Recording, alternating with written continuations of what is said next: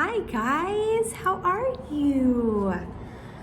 It's been a while and I still do really miss you guys.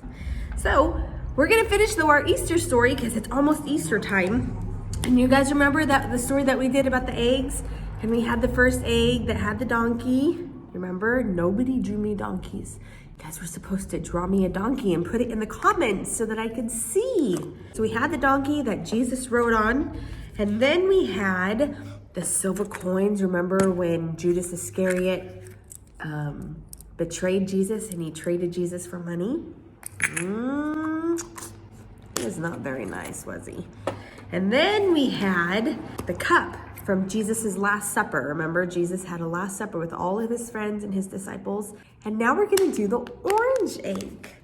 And we're gonna see what's inside the orange egg. But first, I'm gonna read you a verse. It's Mark chapter 14, verses 32 and 34. It says, "And they went to a place called Gethsemane. And he said to his disciples, 'Sit here while I pray.' And he took with him Peter and James and John and began to be greatly distressed and troubled. After dinner with his disciples, Jesus took them to a garden. He asked them to pray while he went to another place in the garden to talk to God alone. He began to be sad, really worried about what he knew was going to happen soon, because he knew he was going to die. Jesus was willing to die, for he once said, 'No one takes my life from me, but I lay it down by my own accord.'" You see, one of the remarkable things about Jesus was that like no one before or since, he was both God and man at the same time. He was willing to die because he was willing to be the sacrifice, and he was sad and he was afraid. But you know what he did when he was sad and he was afraid? He prayed. And just like you can pray when you're sad and when you're afraid, you remember you can take your hands and you can pray. You want to see a picture of Jesus praying? Whoop, there it is. There it is.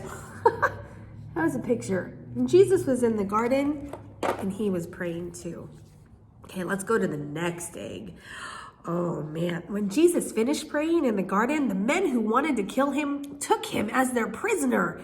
They went and brought Jesus to Pilate, their ruler, and he had Jesus whipped. The whip he used was long and hard, and it hurt Jesus so much that he bled. Jesus hadn't done anything wrong. The men who wanted to kill him were afraid of losing power. So they wanted Jesus out of their way. Move out of the way, bud. They knew that if they really believed that Jesus was God, which he was, then people would follow him. And that would make them lose power. You wanted to see what's in our egg? It's in our green egg. A whip. You see that whip? That doesn't look like a very nice... Could you imagine getting a spanking with that? But that's what they did.